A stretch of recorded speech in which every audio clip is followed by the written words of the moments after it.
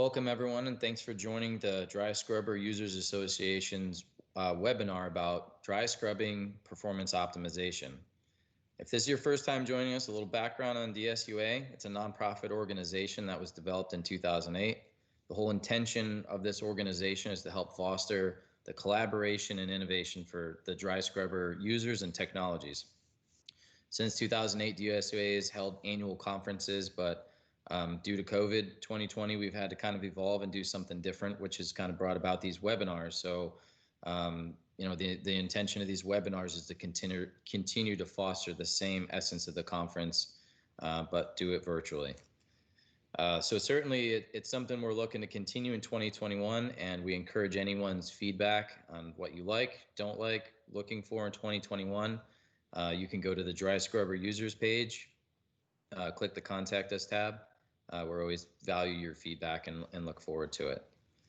So getting on to today's agenda, today you'll hear a couple presentations. The essence of performance optimization. So this is kind of overall, we're looking at anything that can improve, whether it's scrubbing efficiency, reliability, reduce O&M costs, or address any kind of technical issues. So as it stated, performance optimization, anything to help, and it entails whether it's dry scrubber, SDA, or CDS. It's about any one of these scrubbing technologies. And today we'll be having a presentation from Nolan Bray of Basin Electric, as well as Stewart Nicholson of Primex.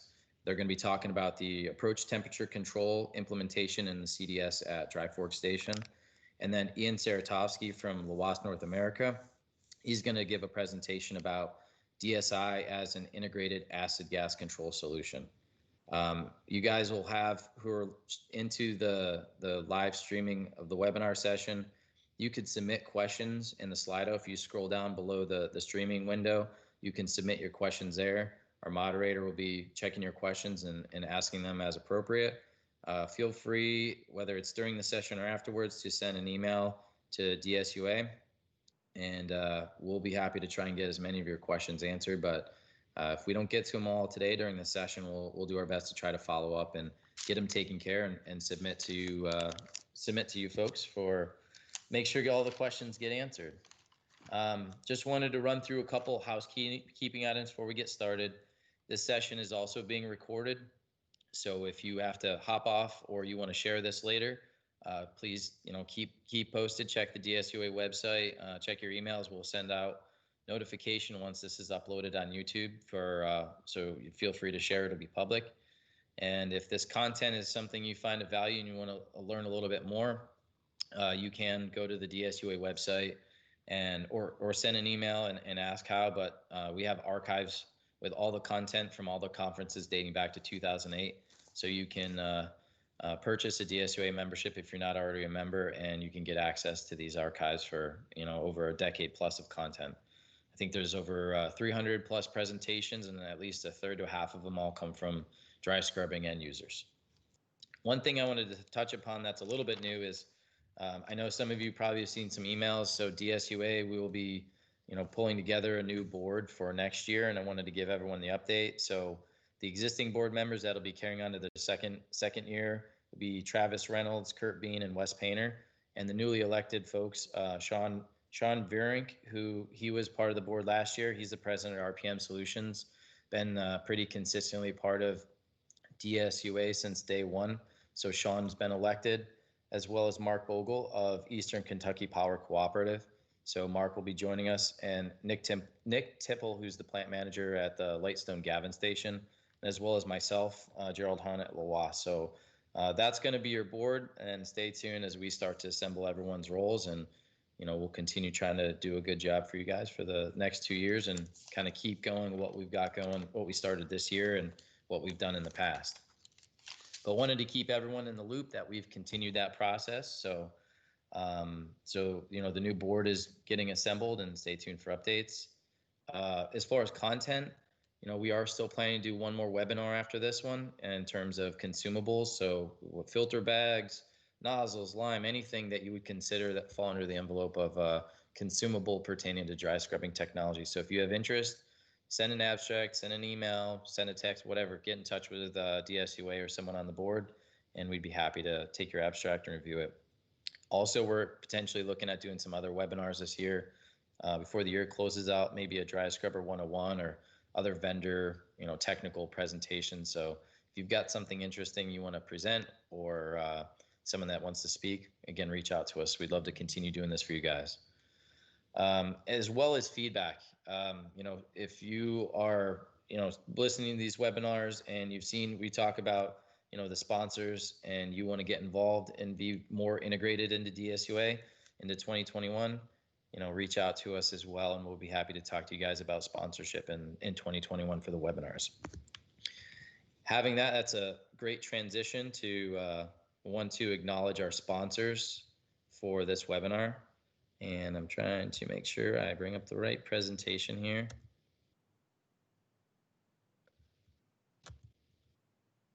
Of course, it doesn't want to share. All right. So hopefully people are seeing my screen.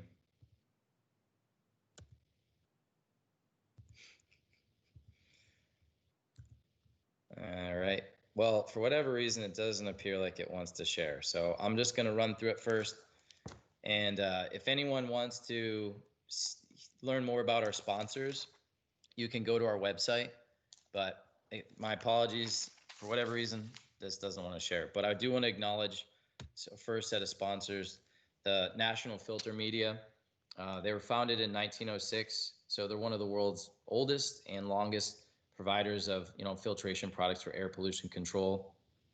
So their philosophy has been that the industry's changed a lot since then, but they still have the same fundamental focuses. So they want to earn end users' trust and continue to develop long-term partnerships with both their products as well as their support. So they've been one of our sponsors throughout since the start of the webinars this year. So thank you to them. I want to acknowledge them.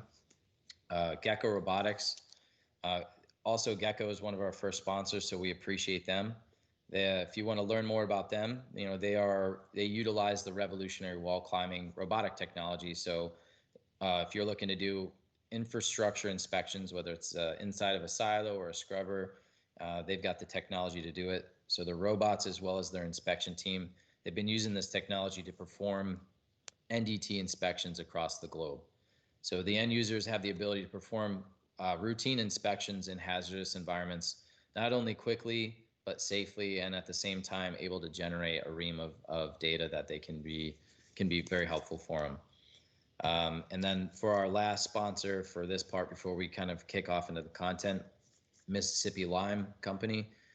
They're a reagent supplier of calcium-based products. They've got over 100 years as a world-class provider of quick lime, hydrated lime, limestone. And so they've got one of the richest limestone reserves right in the world, where they're pulling these products from. They've got over a dozen plants and terminals to facilitate supply throughout North America. Their high quality quick lime and hydrated lime has been used as a cost-effective solution for a multitude of these various dry scrubbing applications that we're talking about. So my apologies to you guys.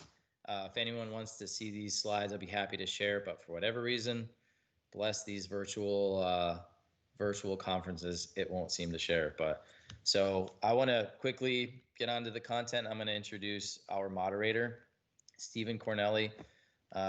He's a performance engineer from Primex, process specialist. He's got his bachelor's in chemical engineering from Drexel in 2017, and his primary responsibilities for Primex includes any kind of continuous improvement, whether it's safety, reliability, efficiency, and dry scrubbing applications throughout North America. And I know, since Stephen's joined Primex, if you guys have been a regular at Dry Scrubber Users, you've probably seen him in the breakout session or presenting. So he should be a pretty familiar face. And I'll stop now and turn it over to you, Stephen. Thanks a lot, Jerry. I really appreciate it. Before we get on to the content, I just want to remind everybody that right underneath the viewing window, there are two different options. One is a Q&A. So if you have any questions throughout any of the presentations, please feel free to send a question through that Q&A window. and I'll be monitoring from background and be asking any questions that I see to the moderators. And if we don't get to any specific questions, then we'll make sure to follow up after the presentations. The other option is the polling window, and please feel free to answer the polls. There will be a couple different questions popping up, and that really helps us gain feedback and make these presentations more accessible and better throughout the times that we do them. So without further ado, we will move on to the introductions for the first presentation. As Jerry said, the first presentation has to do with approach temperature control optimization in the circulating dry scrubber at Dry Fork Station. And there will be two presenters. The first presenter is Nolan Bray. Nolan Bray graduated college in May 2009 with a mechanical engineering degree. He started working for Basin Electric January 2010 as a performance engineer. He spent a year supervising operations at Dry Fork, and currently he's the plant engineer in charge of planning, organizing, and directing the plant technical engineering functions. And then the other presenter will be Stewart Nicholson. Stewart Nicholson is president and founder of Primex Process Specialists. Primex is a professional services firm providing innovative performance optimization solutions to dry scrubber users in North America. Stewart received a bachelor in applied science in mechanical engineering in 1984. Since then, he has been developing and applying techniques to evaluate and optimize flue gas treatment systems used in power generating applications. Stewart is an ASME published author, professional engineer, and former president of the Dry Scrubber Users Association. So without any further ado, I will hand it over to Nolan and Stewart. Thank you, Stephen. Good morning, everybody. Can you hear me okay there, Stephen? We can hear you great. Okay, great, thanks. It's a pleasure to be with you all. I really appreciate the opportunity to contribute some information and knowledge.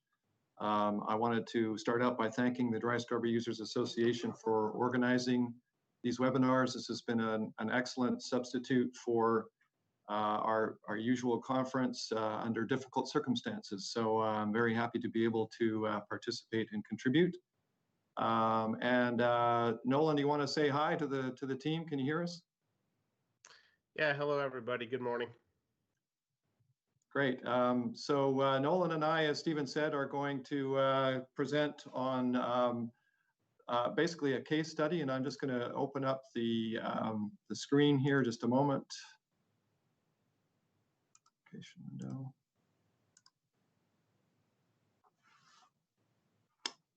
So the title of our presentation this morning is Approach Temperature Control Implementation in the Circulating Dry Scrubber at Dry Fork Station. Can everybody see the screen? Are we good with this so far? Yes, we can see it, Stewart. Okay, thanks, Stephen. Okay, so I'm just going to jump right in. This is an overview of the station, and here's an overview of our presentation this morning. So, quick synopsis, Dry Fork is a 445 megawatt coal-fired station in Gillette, Wyoming. We're going to do this in basically a case study format. So the main components are, we'll describe the situation and Nolan's going to give us kind of some general information on the plant, as well as some general information on the circulating dry scrubber at the plant. Then I'm going to take over and we're going to talk about basically a solution to control approach temperature at Dry Fork Station, and so what some of the actions were to enable that to happen. Dropping then into the results of those actions and some of the data and trends that were recorded after during the project. And then we'll kind of wrap it up with what lessons were learned in the course of the project, some of the critical success factors, and then we'll bring it up to date with what the current situation is at the facility and some of the next steps that are goals that are planned and expected benefits going forward. Okay, so that's the overview, and I'm just going to hand it over to Nolan right now, and he's going to give us some general information. Nolan, I'm controlling the slides, so when you want me to go forward, just say go forward and I shall. So over to you, Nolan.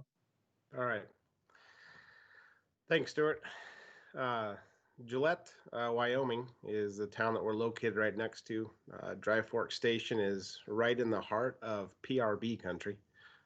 Those who have been out here, we are kind of on the northern end of all those mines in the PRB country world. Like Stewart was saying, we're a 445 megawatt station. We went commercial in November of 2011. We have a B&W Carolina type boiler. We have a Mitsubishi steam turbine and generator. We also have a large air-cooled condenser, as you can see on the picture there. Go ahead and go forward, Stewart. Today we wanted to focus in on Dry Fork's reflux circulating fluidized bed scrubber. It's a Graf Wolf scrubber. Graf Wolf comes from Germany, as most of you probably know. Neuter Erickson did the construction of our scrubber. Might be the only scrubber that Neuter Erickson ever built, so that was fun. The general layout of this scrubber is the flue gas comes in the bottom. It travels up vertically through the vessel.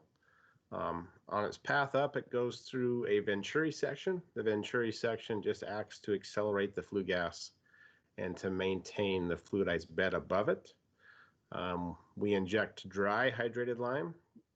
We also spray water for cooling and temperature control, and then we recirc our lime and ash mixture back into the vessel. After the flue gas goes through the scrubber, it enters into one of our 6 baghouse compartments. Each baghouse compartment has over 2,800 bags, just to give you a magnitude. From there, it travels down through the ID fans into the stack. So this technology is nothing new. You guys have probably looked at these before. So the new part, go ahead and go forward, Stewart. With our technology, is that this kind of gives you a 3D rendering from our 3D model. It's a single vessel scrubber all the way up to 445 megawatts. Now, I know we've presented before in the dry scrubber user group world, talking just about this scrubber, but one of the challenges that we had here at Dry Fork Station was making this single vessel operable. You know, material buildup, corrosion issues, flow dynamics, heat profile, you name it. We've crossed those bridges one at a time, and as we're going to talk today later on, there's still a few hurdles that we're going to keep crossing before this scrubber's all the way optimized. So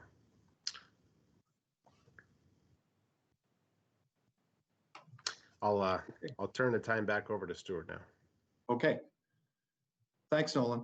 I'm just going to back up one slide, and I wanted to just summarize some of the emission permit limits because they are important later on in this conversation.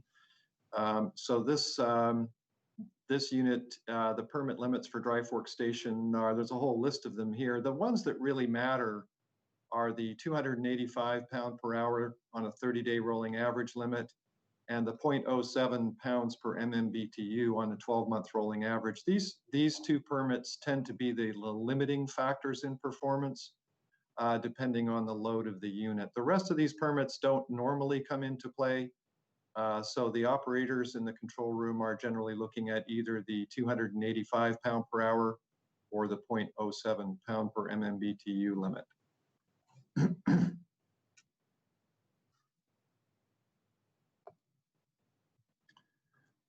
Just to add a little texture, I think, to what Nolan just told us. So Dry Fork is, as far as we know, the largest single absorber circulating dry scrubber in the world. And Nolan, I think this technology is now actually licensed worldwide by Sumitomo Foster Wheeler. Yes. And so I've learned that recently, and it's they claim on their website, in fact, that Dry Fork is the largest CDS in the world. So I think that's an important point, because what it really means is that this system is experimental. There was never anything this size before it, and in fact, as far as we know, there's been nothing built since it that is on this scale. So there are some, I think, unique challenges related to the scale of the system that that Nolan was alluding to earlier. So it's an interesting system. All right. Well, let's just go on to sort of a simplified overview of the CDS at Dry Fork Station. Again, just a very sort of basic look at how the circulating dry scrubber works. As Nolan said, water is injected into the absorber vessel to control the gas temperature. Lime or reagent, fresh lime, is injected in the Venturi section as well for SO2 or acid gas removal. The baghouse, and then a substantial quantity of that ash is recirculated back into the absorber vessel, and that is the essence of a circulating dry scrubber. So this is the circulation process that we're referring to. And then fly ash and FGD byproduct are extracted from the baghouse and stored and taken to disposal. A couple of interesting facts about the operation at Dry Fork Station. So these numbers are from 2019. Roughly 5,800 tons of sulfur entered the dry scrubber with the flue gas from the boiler. Approximately 22,000 tons of lime were consumed with a value of about $3.5 million. Most of the lime that is received on site by Basin Electric is quicklime or calcium oxide, and it is hydrated through a series of hydrators to produce the hydrated lime. And from time to time, Basin Electric also purchases hydrated lime directly. But most of the lime coming onto the site is quicklime, and it's hydrated on site to produce calcium hydroxide, which is stored in the reagent silo. Again, in 2019, the FGD process itself removed roughly 90 to 95% of the inlet sulfur and produces an FGD byproduct. Around 63,000 tons of FGD byproduct were removed in 2019, or produced, I should say.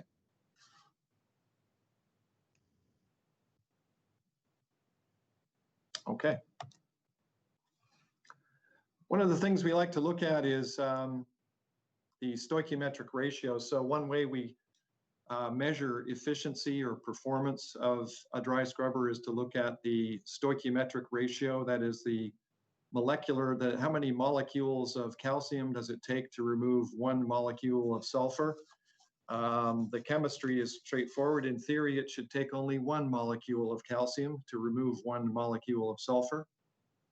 In fact, at Dry Fork Station, the ratio is nearly 2.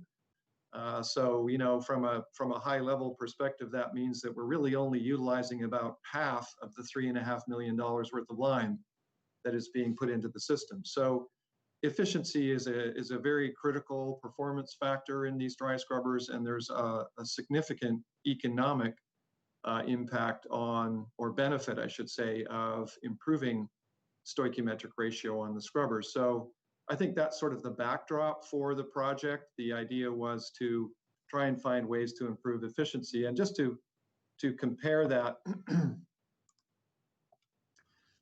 this is a chart that puts all of the US-based, let's say, roughly comparable dry scrubber units. Again, on the vertical axis here, this is the stoichiometric ratio. Again, the ideal would be about 1.0. These are all of the semi-dry or spray dryer type dry scrubbers that re-inject or recycle fly ash. They're not circulating dry scrubbers per se, but they're very comparable spray dry type dry scrubbers. And the asterisked units are in fact the CDS units, or circulating dry scrubber units. And a couple of the entries in this chart show the Dry Fork Station starting in 2018, coming in at a stoichiometric ratio of about 2. That improved slightly in 2019 to 1.97, and improved and significantly further into the first quarter. This is just Q1 of 2020, down at 1.84. And then for a more direct comparison, of other CDS units that we track. The Wheeling Energy Center at 1.6. Let's see this, East Kentucky Cooper Station Unit 2 at 1.52, and GRU Deerhaven at 1.47. Hey, Stewart, I do have one question, just if I could jump in real quick. Yep, go ahead. Do you remember what approach temperature that 1.97 was associated with? Well, in 2019, actually, we're going to come to that in a few minutes. We have the approach temperature numbers from 2019. It actually varied quite a lot because that was just when they were beginning to implement approach temperature control and experimenting with different approach temperatures. So we'll come back to that question in a few minutes. I don't remember the average for the year, though.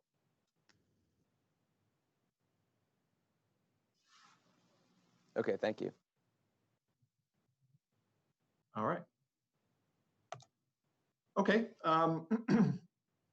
Again, just keeping the money in mind, you know, ballpark numbers at Dry Fork Station, a 10% improvement in stoichiometric ratio would save roughly $350,000 per year at Dry Fork Station. So again, a pretty significant economic incentive to look for opportunities to improve performance.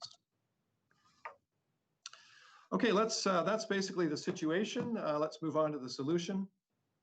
I want to just talk about sort of the three things that most dry scrubber users are concerned with. One is material accumulation. Nolan mentioned that earlier. There have been some issues with material accumulation at Dry Fork Station. Corrosion is a long-term operating cost. Many dry scrubber users have struggled with corrosion issues on the back end in their scrubbers. And then finally, lime consumption. We're just talking about that. It's a significant operating cost for all dry scrubber users. So the idea is to reduce all of these things to control long-term operating and maintenance costs. And you know, we want to kind of try and understand what are the factors affecting those three things. And this is just a brief overview of the roadmap that we refer to kind of understand what we call the controllable factors affecting dry scrubber performance. And I think it's important to remember that there are many, many factors that affect dry scrubber performance. Most of them we do not have any practical control over on a day-to-day basis. So it's helpful to understand which factors we can change and then how those factors work together to interact with each other and which of the things that we're interested in changing they do in fact affect. So this is sort of the way we look at it. This is what we call our roadmap. And I want to single out approach temperature because it is unique amongst the controllable factors in that it's the only one that affects everything.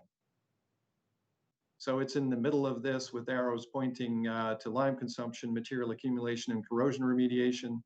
Not only does it directly affect those factors, but for example, in the case of SO2 control precision, it also indirectly affects other factors that are of interest when we talk about lime consumption and so forth. So approach temperature is really kind of the central factor that is controllable in dry scrubbers that affects performance. And that's really what we want to talk about today with Dry Fork Station. So first, I think let's do just a quick refresher for those of you who may not be familiar with the term approach temperature. First of all, we have to understand the term dew point temperature, and dew point temperature is the temperature at which the water vapor in the flue gas would condense to a liquid. So it's a very important number. We want to keep the dry scrubber dry. So we have to keep that flue gas above the dew point temperature in order to ensure that there is no liquid formation in the back end. So the approach temperature in very simple terms is just the difference between the gas temperature and the dew point, or how far above the dew point are we. So approach temperature really refers to the approach to that dew point temperature. By the way, the dew point temperature is also quite similar to adiabatic saturation temperature. For those of you who are really into the technical side of this, adiabatic saturation temperature, dew point temperature, wet bulb temperature, they're all pretty much the same thing when we talk about scrubber performance. So we refer to dew point as that key number. Lots of factors affect the dew point temperature. It's not something that we can control directly. So, you know, coal properties, the moisture in the coal, PRB has a high moisture content. Atmospheric conditions, soot blowing, which will inject, you know, steam soot blowing, puts moisture into the air that will raise the dew point temperature. Boiler load has a very significant impact on dew point temperature. So there's many factors that affect it. I think the key thing to remember here is that we cannot control the dew point temperature, but we can measure the dew point temperature. So that's very important. Another, I guess, concept around approach temperature is that when we stabilize the approach temperature, we're also stabilizing the relative humidity of the gas. And when we stabilize the relative humidity of the gas, we also stabilize the chemistry.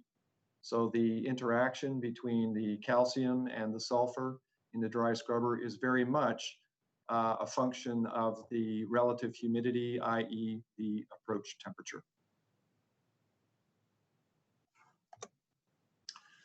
Okay, so let's kind of, you know, after the little refresher, get back to what in fact was done at Dry Fork Station. Well, the first action that was taken to control approach temperature was to measure the dew point temperature. So instrumentation was installed in the outlet duct between the absorber vessel and the baghouse.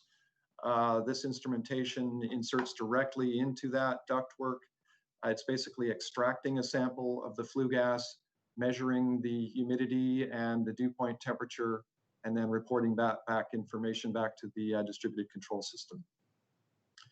This is a very harsh environment here. This is an extremely high dust loading, so the particulate concentration here is at a peak in the system. So not only do we have all of the fly ash entering the system from the boiler itself, but of course we're re-injecting a very high quantity of fly ash, and that is the essence of the circulating dry scrubber.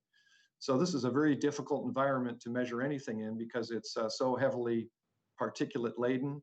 Of course, it's you know, the temperature is relatively high, the humidity is very high. So it's a difficult application to measure anything in, but there is instrumentation that's now available that does operate reliably in that environment. So that was one of the first things that was done. So what did we discover? Oh, I'm sorry, just a little bit more of a detail on the instrumentation location itself. So this is the reflux circulating dry scrubber vessel, and two dew point transmitters were installed. One basically on each side, one on each side of the absorber vessel in the grouping of baghouse compartments. Here's a first look at the data from the dew point transmitters. The yellow trend is the unit load. This is 0 to 500. I'm guessing the unit is, this is a 7-day block of time. So we're looking at normal ups and downs in load. So the unit is going up in load during the day and down in load at nighttime. I guess it's here somewhere between 350 and 450 megawatts in this particular time sequence. This is a fairly, Nolan, you can comment on this, but at least at the time, this was a pretty typical load profile for Dry Fork Station.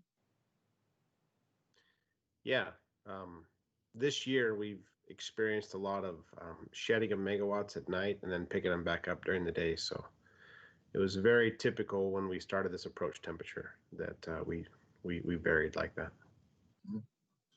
And I think a lot of coal-fired units in the United States are cycling up and down similar to this.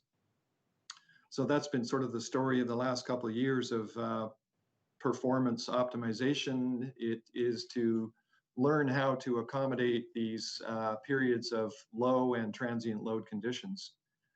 So anyway, this is some of the preliminary data from, well, actually, this is from June of this year, so it's fairly recent. This shows the two dew point values. You can see the dew point trends generally do follow load. So dew points generally tend to be on the high side when the unit is up on load and on the low side at the other end of the scale. Those little vertical spikes that you can see downward here are the purge pulses. So the dew point probes have a particulate matter purge system. They're self-cleaning. So once every couple of hours, there's a pulse of air that will backwash the transmitter to make sure that the material accumulation isn't too bad, and the unit keeps operating reliably. So anyway, you can see the two probes generally indicating a very similar trend in dew point up and down with load. There are, if you zoom into this, you can see lots of little smaller ups and downs, generally related to things like soot blowing and boiler operating parameters.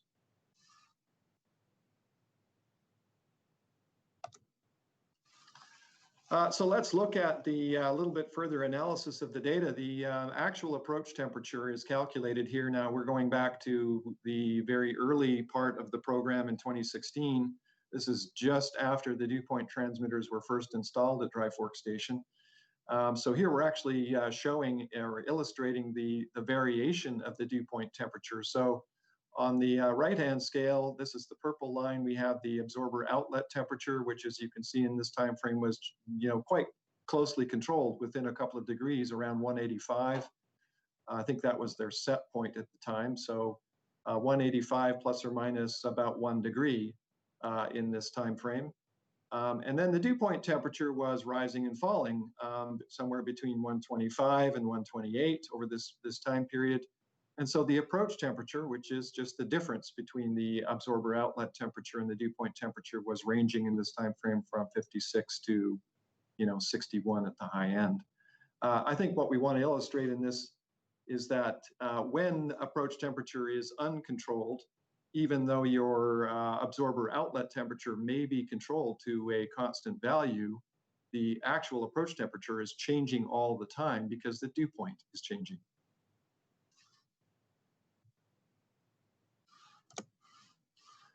So let's just focus on one aspect of this that we were looking to understand, and that is the relationship between approach temperature and SO2 control. This was illustrated very clearly at Dry Fork Station.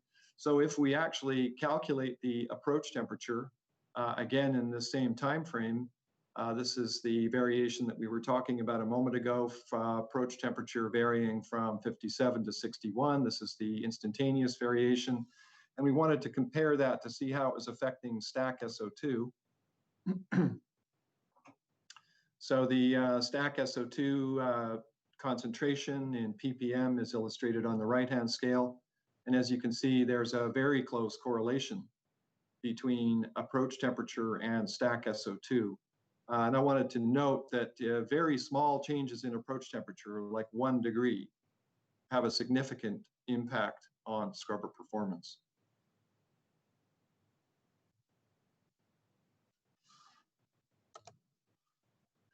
Okay, what was the next step? That was to, once there was a clear understanding that approach temperature was affecting performance significantly at Dry Fork Station, the decision was made by Basin Electric to go ahead and implement approach temperature control.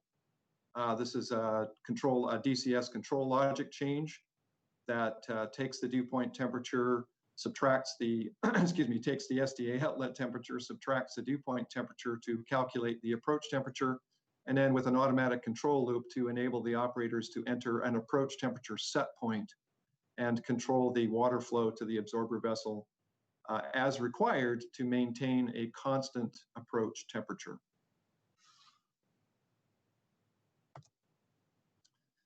Okay, so that's the end of the solution, at least the preliminary part of it. Let's look at some of the results after approach temperature control was implemented. So this data shows, just to explain what we're showing on these, I've got another slide that looks like this. The black line is the actual approach temperature, and in this particular time frame, approach temperature was not controlled in the first 3 months of this. The blue line is, and by the way, these are the 3-month rolling average values. So each one of these dots represents the 3-month average in August of 2018, for example. And so we have the approach temperature 3-month average, monthly 3-month average, rolling average. We have the stoichiometric ratio, which was calculated on a 3-month rolling average. And then finally down here, we have the percent of time in control of approach temperature. So you're looking here at just in the period of time when approach temperature control was first implemented, starting with no approach temperature control in the first 3 months and then up to around 90% of the time in approach temperature control toward the end. So right away, some conclusions can be drawn from this. First of all, before approach temperature control was implemented in 2018, approach temperature varied significantly. So, you know, in the 3-month period ending in July 18, the average was 59. You can see it going up to 68. And then as approach temperature control came into service in 2018, the approach temperature numbers dropped down and began to stabilize. At the same window appears to be responding or correlating at least with that implementation in approach temperature control. Generally declining stoichiometric ratio, improving scrubber efficiency. A little bit of a longer term, more current trend. So this shows, you know, jumping forward about a year. This is sort of a 12-month period from July of 2019 to July of 2020. Again, these are all 3-month rolling average values showing the percent time in approach temperature control, the stoichiometric ratio, and the actual average approach temperature. So Stephen, you asked me earlier about what the average was in 2019. I'm not going to be able to nail the number, but I'm going to guess it was around 56, 57 for 2019. But this just gives you kind of the trend on the project. I think again, it's useful to note here that the stoichiometric ratio generally declined as the approach temperature was declining, and we're looking at, again, relatively small changes here. You know, we're reducing approach temperature average from 57 in July of 2019 down to our low here in the 51s in the spring of this year, and with a corresponding trend in stoichiometric ratio from the 2s down into the mid-1s here. And then as for other reasons, which we'll perhaps get into later, there were some other distractions at the plant which caused them to go back to a fixed SDA outlet temperature set point. So we looked at a decline in usage of the system through April through July, and again an increase in average approach temperature and stoichiometric ratio inclining similarly.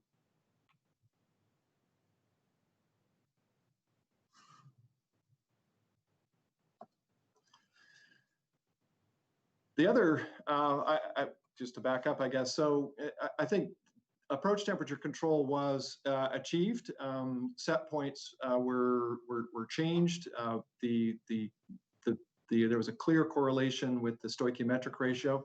One of the other benefits, or I guess objectives of the program, was to enable automatic SO2 control.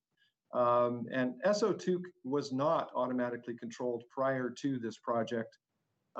The operators were controlling line feed rate manually by increasing or decreasing the line feeder speed, just basically by watching the stack SO2 and doing the best they could to manually control the line feed rate to stay within their permit limits. The system was originally configured with automatic controls, but they never really worked reliably, or not reliably enough for the operations personnel to feel confident leaving them in an automatic control mode. So over the first few years of operation, the operators learned how to control it manually.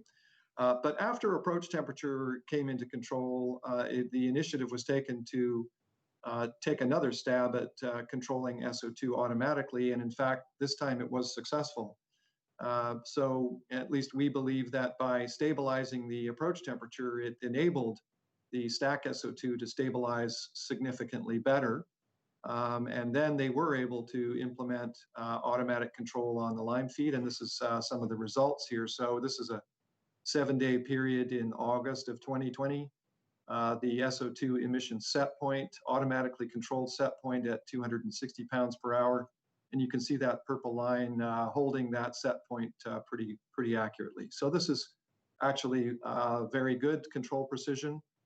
The green line is unit load. So the unit load in this time frame wasn't changing a whole lot, but it was changing enough. We were talking about 40, 50 megawatts up and down. And yet the SO2 control at the stack was exceptionally stable. So this was another benefit of the program. Hey, Stewart, if I could just jump in real quick. There's, just so you know, there's only about 5 minutes left. Okay, thanks, Stephen. Okay, so good time to remind me because we're now moving on to just sort of a summary of the lessons learned from the project. And I'm going to turn it back over to Nolan, and maybe Nolan, you could talk us through the next 2 slides. And I guess we're under a bit of time pressure, so I'll get right into it. Well, one of the main things is that we had been operating this way for 7 to 8 years without approach temperature. So like it says up there, operating routines are slow to change. Anybody who's worked at a power plant and wants to make a change happen realizes that the numbers don't matter. It's what the operator wants to do at the end of the day. So that was our biggest challenge.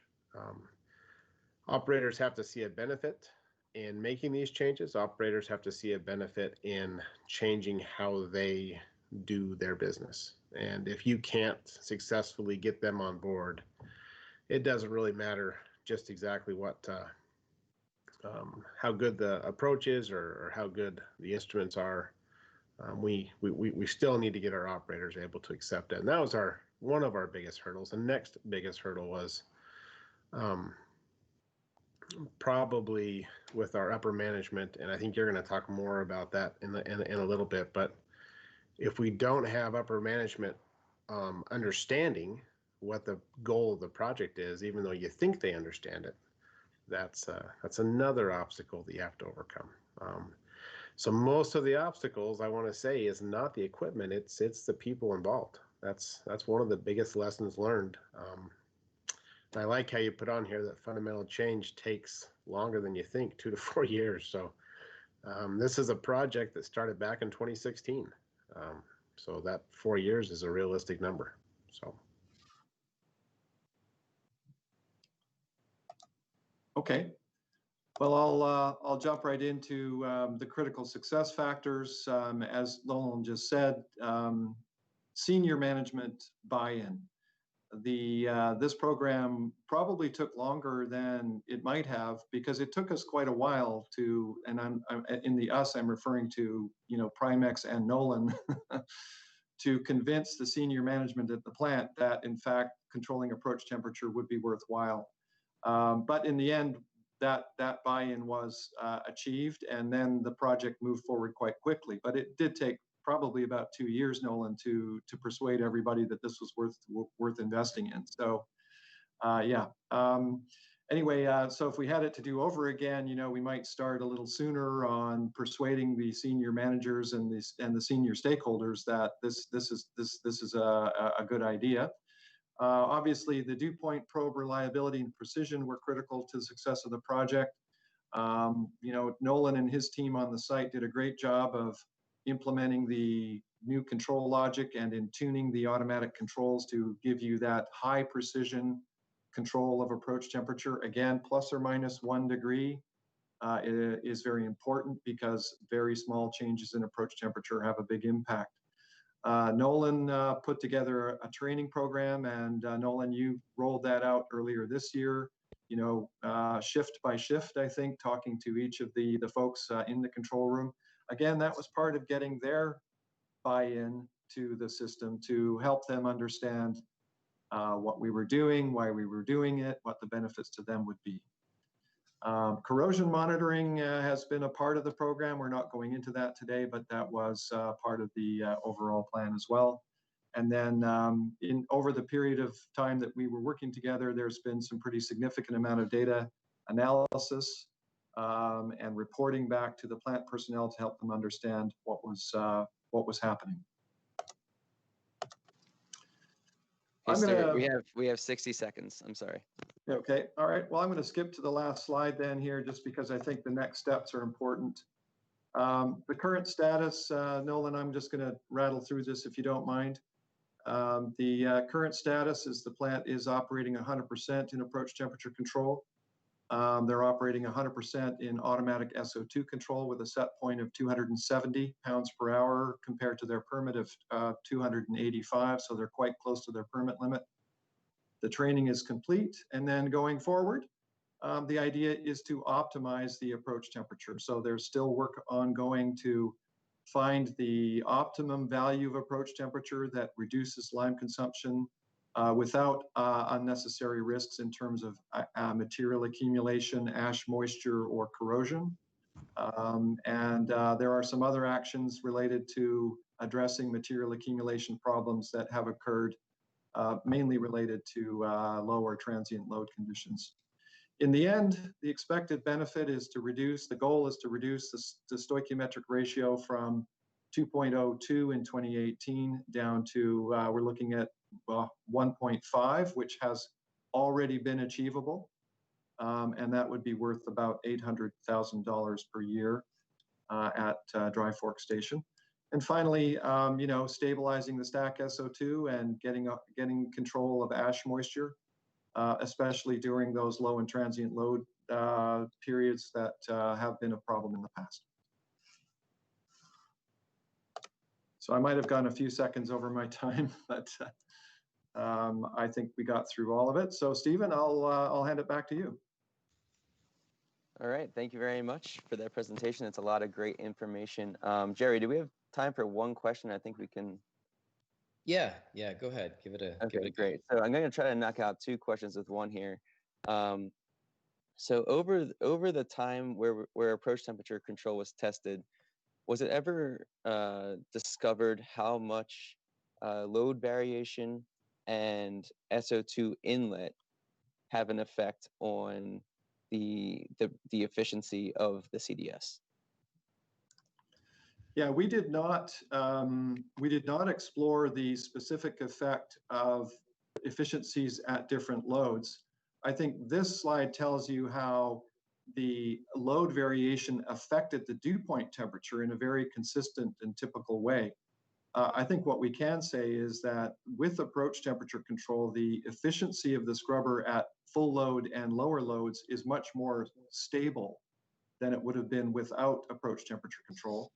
But we didn't measure stoichiometric ratio at different loads, so I couldn't really tell you what specifically the numbers look like. Okay, thank you for that. All right. Well, yeah, and I think we have some additional questions, but for the sake of time, we'll go on to the next presentation. But yeah, Stewart, we will, and Nolan, great presentation. I think some really good stuff in there, and we'll plan to follow up with you guys so that we get all the questions answered and kind of distributed to everybody. And if I can get this to work, for whatever reason, the slides aren't showing up on there, but I wanted to take a quick opportunity to, acknowledge and recognize, some additional sponsors real quick before we turn over to Ian's presentation. The first is Primex. This is a great chance to follow up that presentation. You guys have kind of heard, how Stewart and his team have worked with Nolan and his team to help them optimize. So, the quick version is you can kind of get a feeling of the kind of work and support, the value they can provide as far as helping performance optimization for not only spray dryers, but also CDS systems and just the dry scrubbing technology. One additional sponsor I want to acknowledge is Lhoist. They're a global limestone, quick lime, hydrated lime, silicate minerals company. They supply a multitude of high quality calcium products, including the high pore volume Sorbical SP, SPS enhanced hydrated lime that are used for acid gas mitigation at a multitude of industrial applications as well as coal-fired power plants. And in addition to their products, they have a flue gas treatment team. You're going to hear from Ian. He's part of that team, who have collectively several decades of air pollution control expertise and experience to support helping end users develop custom solutions for compliance, performance optimization, as well as troubleshooting a multitude of the dry scrubbing applications. And additionally, Reaction Analytics Solutions do computational fluid dynamic modeling. Their specialty is the CFD and developing engineering solutions through those. The founder, Dr. Guisu Lu's, got over 2 decades of experience working on not only fuel combustion processes, but emission control technologies coupled with CFD. So in his time, he's developed over 100 CFD-based modeling solutions. So whether it's a front-end combustion or something on the back end in terms of emission controls, Reaction Analytics Solutions, has a CFD solution and experience to back it up. So their unique CFD expertise includes chemistry modeling, in addition to the conventional CFD modeling that's provided. So that can be utilized to optimize, chemicals as well as the sorbent usage as part of a performance optimization. So in addition to, on the back end, for example, the CFD modeling, as it kind of pertains to the last webinar, DSI, it's been something that's been utilized as a very effective tool there and could certainly be utilized otherwise. And so in addition to the sponsors, again, a big thank you to those folks. We couldn't really continue the mission without support from our sponsors this year, especially. So, an extra thank you to those guys. So beyond the folks I read out, we also have Carton, Fujikin, Graymont, as well as US Lime. So if you guys are looking for any more information about any of our sponsors or would like to talk to any of them, feel free to reach out to anyone on the board, or you can go to the Dry Scrubbers website or reach out to us through a LinkedIn page. However you got to reach us, we'll happily to facilitate or share any information. So with that, I'll turn back over to you, Stephen, to continue on with Ian. All right, great. Thank you, Jerry. Before we get on to Ian's presentation, I just want to remind everybody to please ask questions through the Q&A poll below the webinar window. We will do our best to get to everyone's questions if we have time within the allotted time. If not, we will make sure to follow up with you after the presentations are complete. So with that said, let's get on to the last presentation of the day. This presentation is focused on dry sorbent injection and how that is used as an integrated acid gas emission control solution. The presenter will be Dr. Ian Saratovsky. He is a director of Lhoist in North America's flue gas treatment group.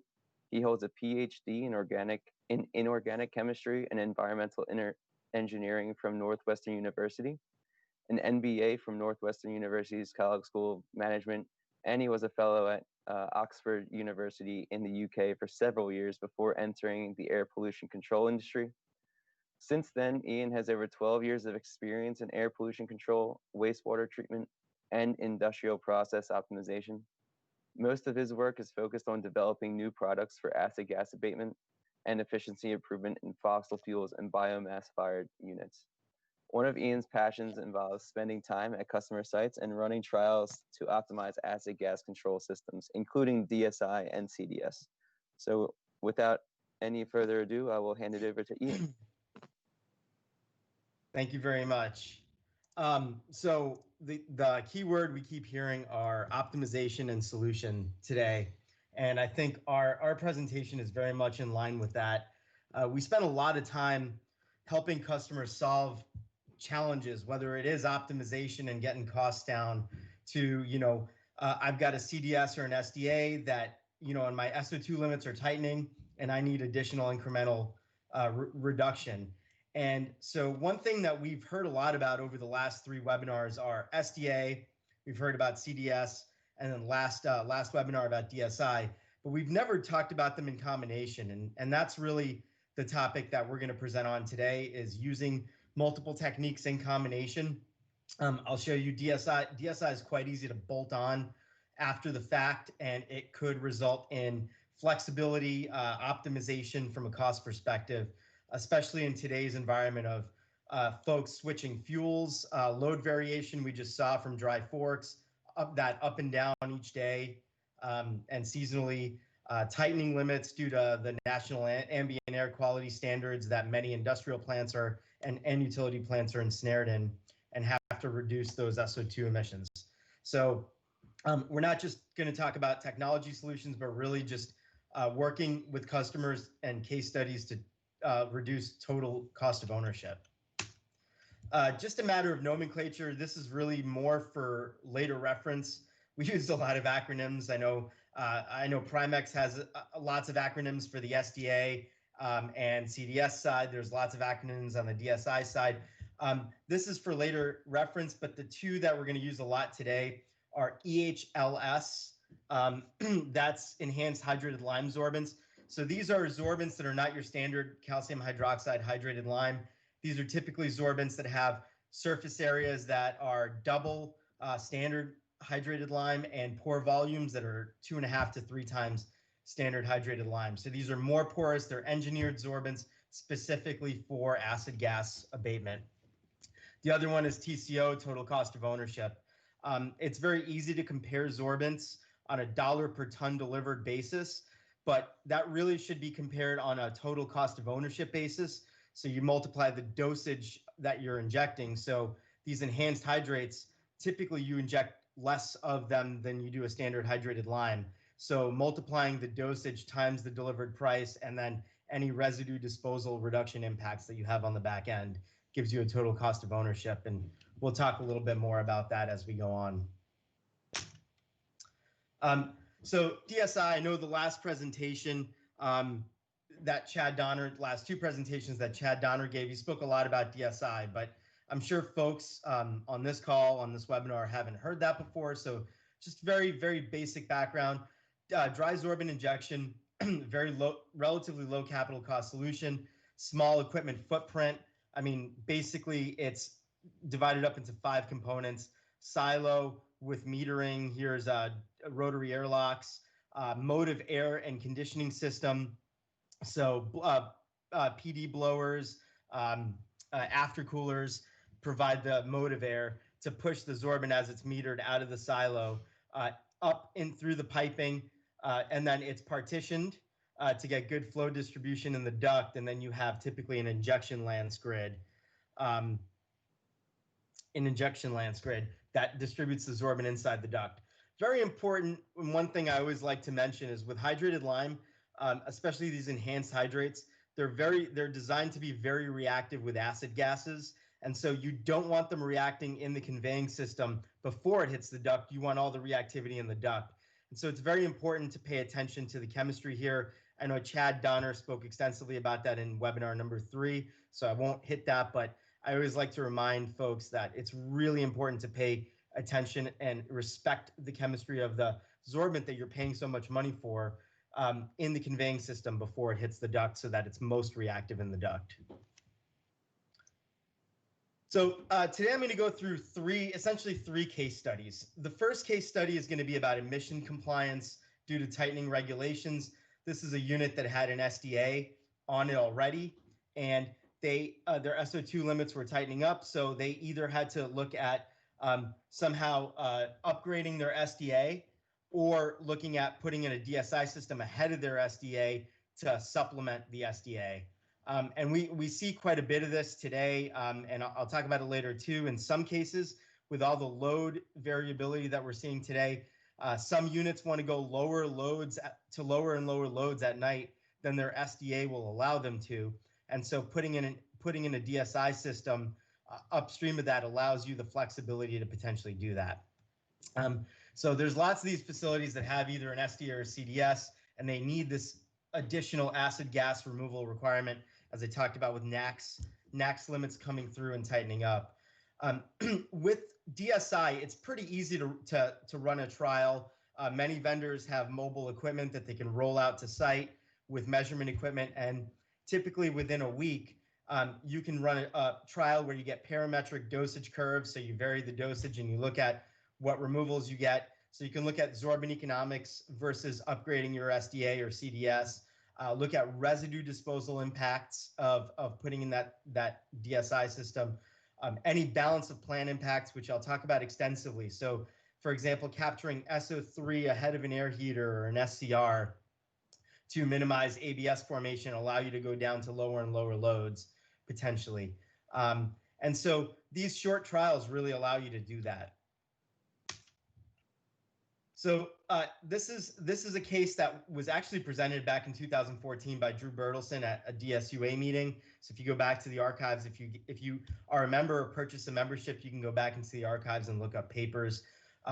This was a paper presented by Drew back in 2014, and then Lhoist represented an update on this back in, I think it was 2016.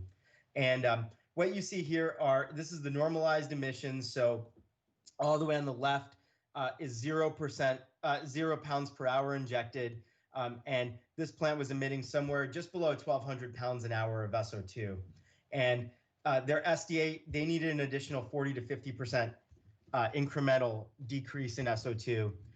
This unit is a coal-fired utility boiler, about mid-size, about 500 megawatts, burning a low sulfur coal, very, very similar in emissions profile to PRB. And so they did a 1 week long test where they brought in milled sodium bicarb, and you could see the red curve is the milled sodium bicarb injection. The black line is where they needed to get to incrementally to meet their new SO2 limits. And you can see they needed about 1,900 pounds an hour of milled sodium bicarb to get there. They tried a standard hydrated lime, and they needed about 6,000 pounds per hour to get there. And then they tried an enhanced hydrated lime sorbent, and you could see that it was just a little bit more, very similar performance to the milled sodium bicarb in this case. I mentioned earlier that these enhanced hydrates typically have pore volumes that are 2.5 to 3 times that of standard hydrate. And you can see there's a pretty linear correlation between pore volume. Pore volume is the key. Surface area is an indicator, but pore volume is the key to performance. And so you could see here almost a 3 to 1, and that's exactly commensurate with the triple pore volume of the enhanced hydrated lime sorbent. So you can see here the enhanced hydrated lime DSI provided the lowest, in the end, provided the lowest total cost of ownership rather than upgrading or retrofitting that SDA unit. And so they were able to do it quite economically. The other thing this unit has is quite variable. So they burn blends of coals, and they have quite variable emissions. And DSI is very, very conducive to that. It works great with variability because you can tie your process monitor or SO2 stack emissions monitor to the DSI system and only feed what you need when you need it to get that removal. And so this plant's been utilizing that since 2014. So scenario 1 was tightening limits. Scenario 2 is a little bit different. So in this case, this was really cost optimization. So in general, this is, if you have a facility with an existing SDA or CDS and they're struggling with slaking or slurrying their lime, there's O&M expenses associated with that. Potentially looking at an SDA plus DSI combination could optimize those costs. And I'll show you the case study in a minute. Two ways to consider this. One is you can consider base loading the SDA or CDS and you base load in a relatively conservative mode where your operators are running it the way they're comfortable running it. I know in the last presentation we saw it took 2 to 4 years to get the operators to really change behavior and run it in a more optimized manner. And we understand that, and that happens. I think that's pervasive through the industry. I think it's human nature. But so base loading that SDA CDS in a conservative mode and then using DSI to manage the peaks. As I mentioned, since it's so flexible, you could tie it to a process monitor. You could tie it to your SO2 emissions monitor, and you can just have that SDA smooth out any SO2 emissions variations. In an extreme case, and we're seeing more and more of this, is using DSI in lieu of using slurry in an SDA. So you can use the SDA vessel essentially for moisture control. And as the last presentation showed, moisture is very much key to activating lime and hydrated lime for SO2 removal. So you can use that SDA to spray in water in an extreme case. And we're seeing more of this desire happening. And I'll show you in a next case study exactly that case. So this was an industrial coal-fired unit, about 60,000 pounds an hour of steam flow, had an existing SDA, and they're having issues with grit removal, and really just handling slurries is a pain for them. They're in a highly visible area. They're under a lot of scrutiny. So spilling white lime slurry anywhere doesn't go without notice. And so they really would rather, in the long run, do away with slurry. So when we came out and did the trial for them, they asked us, can DSI augment or replace the slurry? And so the first thing we did in this test was turn everything off. They had a rolling average limit. I believe it was 1 day. And so we turned everything off and we allowed SO2 to come back up as close as we could. And while the plant felt comfortable keeping it off.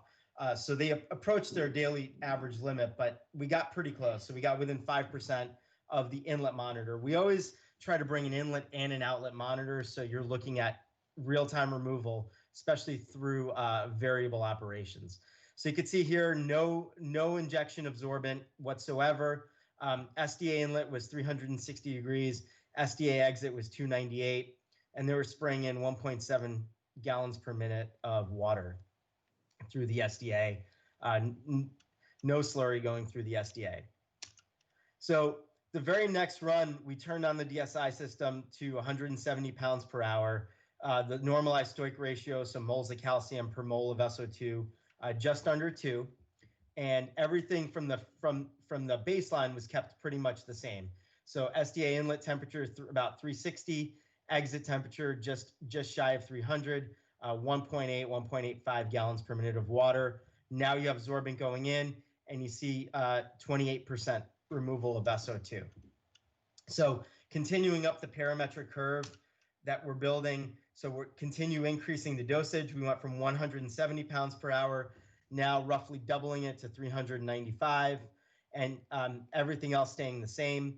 And you can see we went from 28% removal to 60% removal.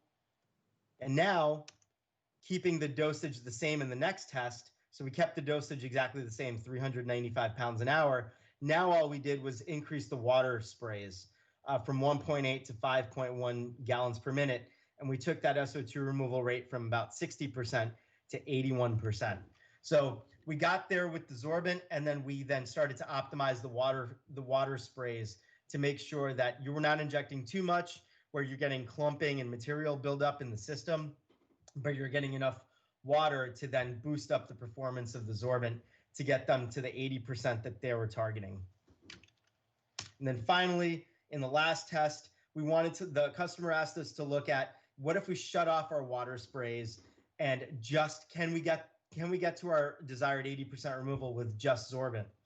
And you can see here, we took the water from 5.1 GPM down to about as low as it would go. It wouldn't turn off completely to about 0.12 here. And we had to increase the sorbent injection rate from about 400 pounds an hour here to 645 pounds an hour, and to get them to just above that 80% removal that they were seeking. So really giving the customer several levers to pull. Obviously, spraying in water is a lot less expensive than spraying in sorbent. They just wanted to know if they had a malfunction with their water system or something happened, if they can get there simply by injecting more sorbent. And the answer is yes, they could.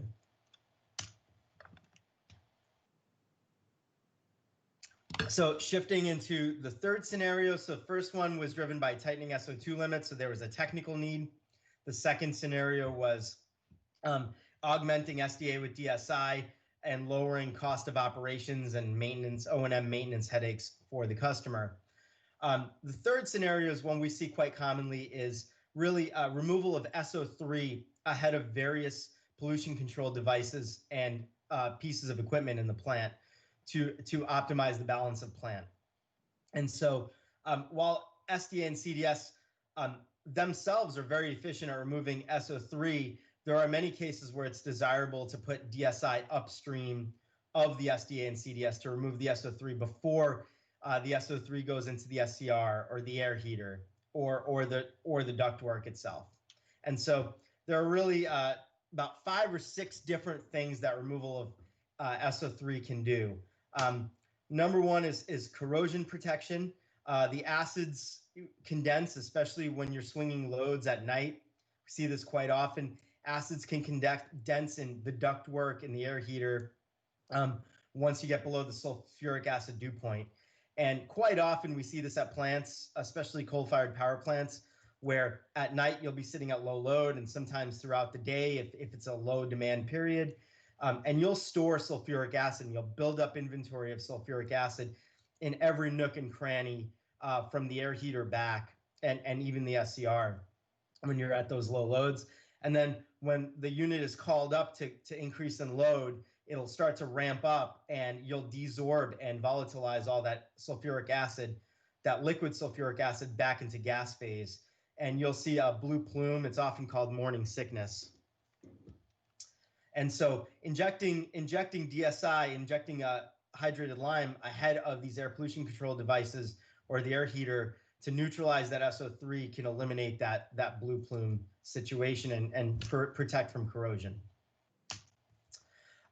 Reduced air heater fouling. So this is something that's been discussed extensively, but ABS, ammonium bisulfate formation, occurs by the combination of ammonia from the SCR, few ppm coming out of the SCR as slip, could be even as high as tens of ppm if you have an SNCR, and that combines with SO3 in the flue gas to form ammonium bisulfate, which condenses. It's got a pretty high dew point, and it can condense on the cold side of the air heater baskets and plug it up, causing increased differential pressure, potential unplanned outages,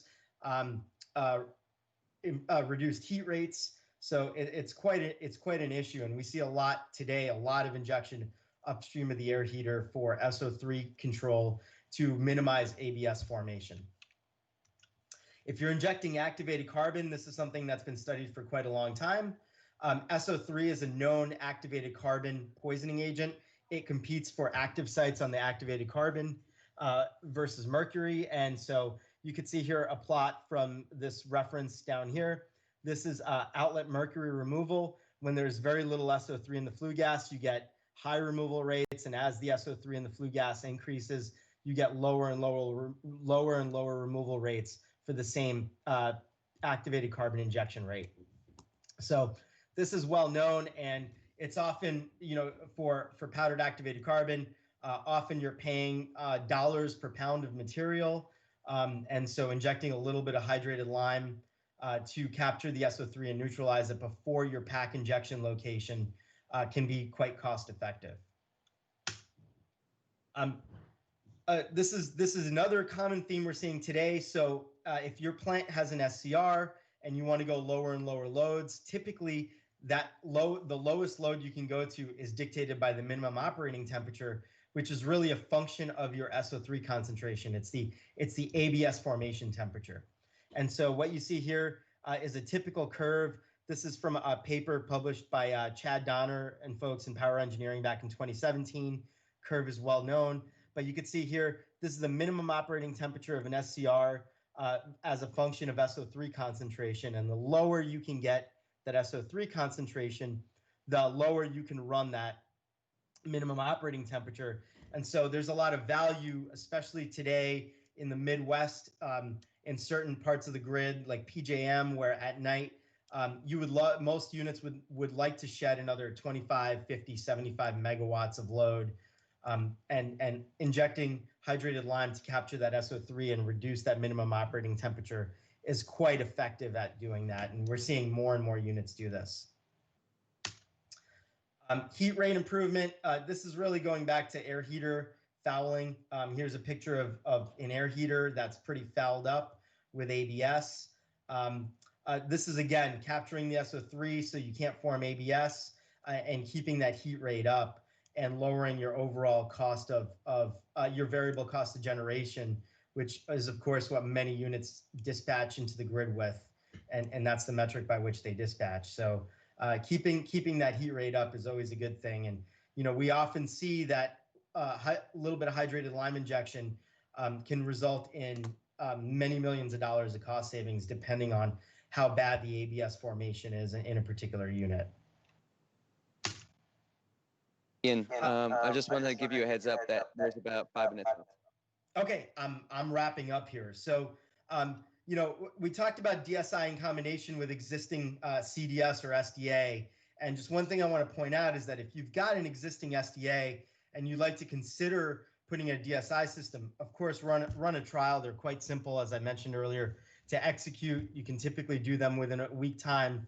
So let's say in this case, you've got an air preheater upstream of your CDS, and you want to look at DSI upstream of that air heater to keep it nice and clean and improve your heat rate.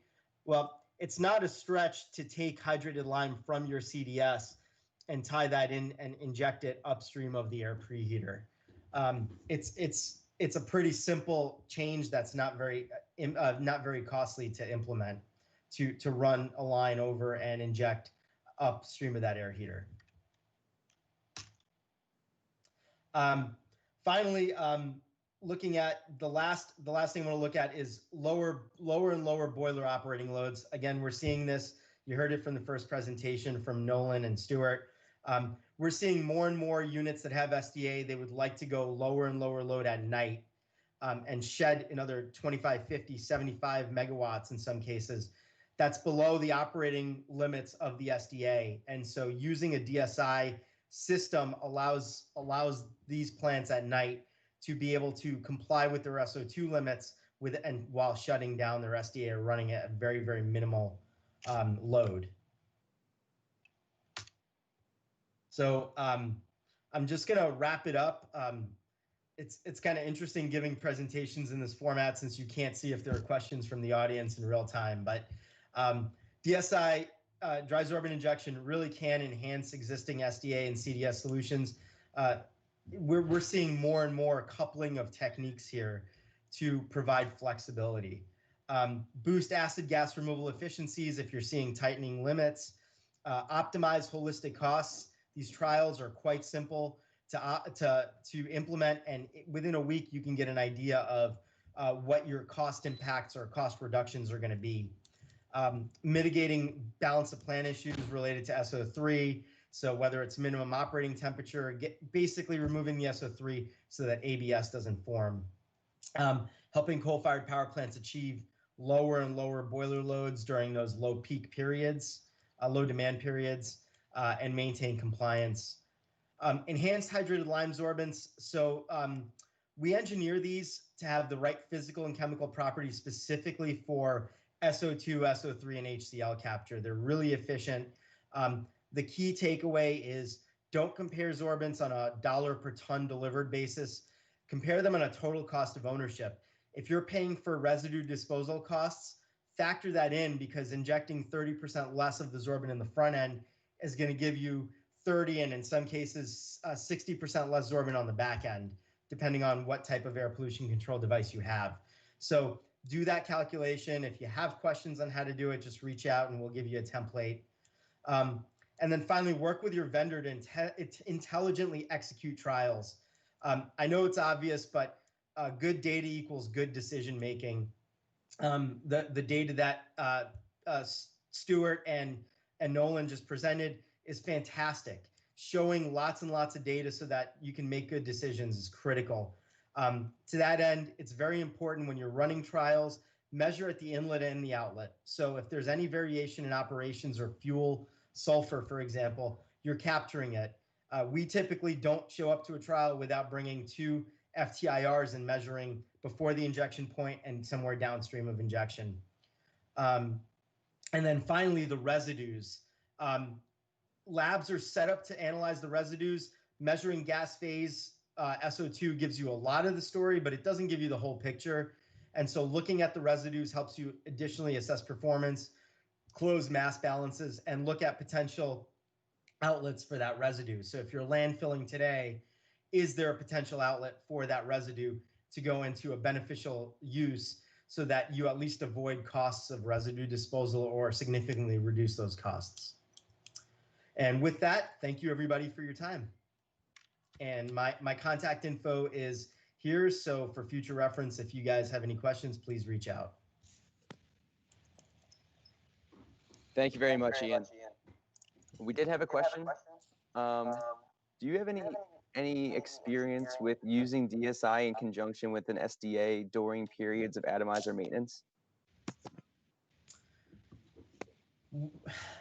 Good question. We have experience with DSI during periods where the SDA is shut down. So not necessarily atomizer maintenance, but we can use the SDA can be a flow-through vessel while that atomizer is being serviced.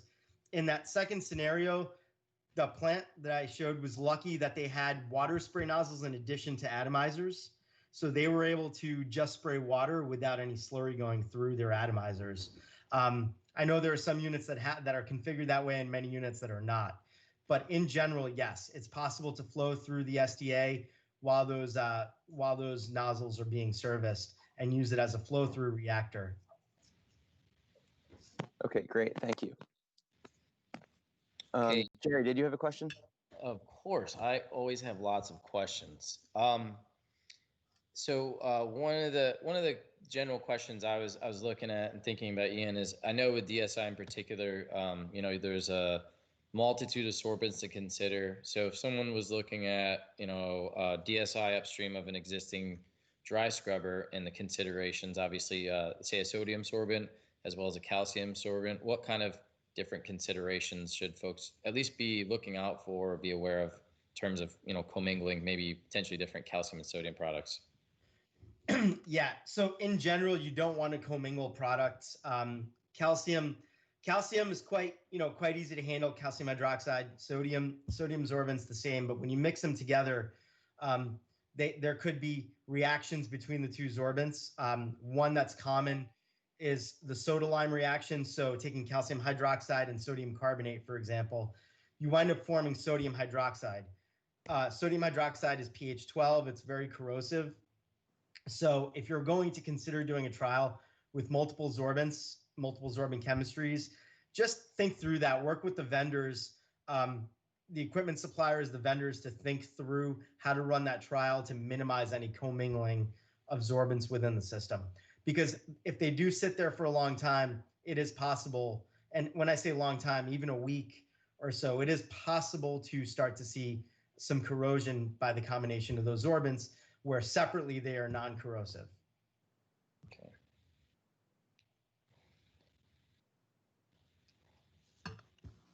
Okay, I think we're coming up to the end of our time. Jerry, I'm going to hand it back over to you.